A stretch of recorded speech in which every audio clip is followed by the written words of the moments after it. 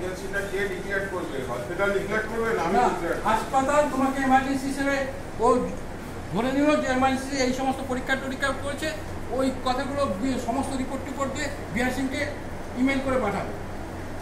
ঠিক আছে, এটা হসপিটালে দেয়? হ্যাঁ হসপিটালে দেয়।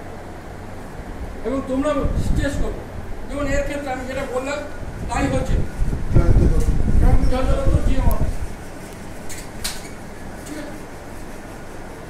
এই যে এটার মতো ভালো এবং একটুখানি পায়ে না সে তো মেডিকেলে ভর্তি হয়েছিল। আমাকে জিজ্ঞেস করেছিল, আমি বললাম তুমি দেখো মেডিকেল কোনো ঝামেলা করে না, ও তোমাকে ভর্তি নেই না, এখন সিট নেই কিংবা লিখে করে না, তুমি ওটা আমি বন্ধুদের কাছে রিপোর্ট পেয়েছি, তুমি ওখানে যাও।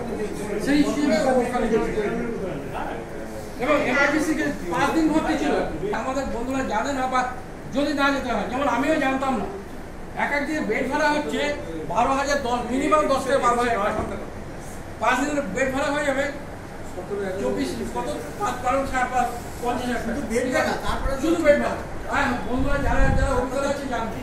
আর যেহেতু আমরা সেমি প্রাইভেট আর প্রাইভেট যারা হচ্ছে, বেশিরভাগই আমরা বলে প্রাইভেট হাসপাতাল, প্রাইভেট মানে সেমি প্রাইভেট আছে, আমাদের হবে কি 2,000 টাকা 3,000 টাকা কিন্তু চলে গেছে পার ডে।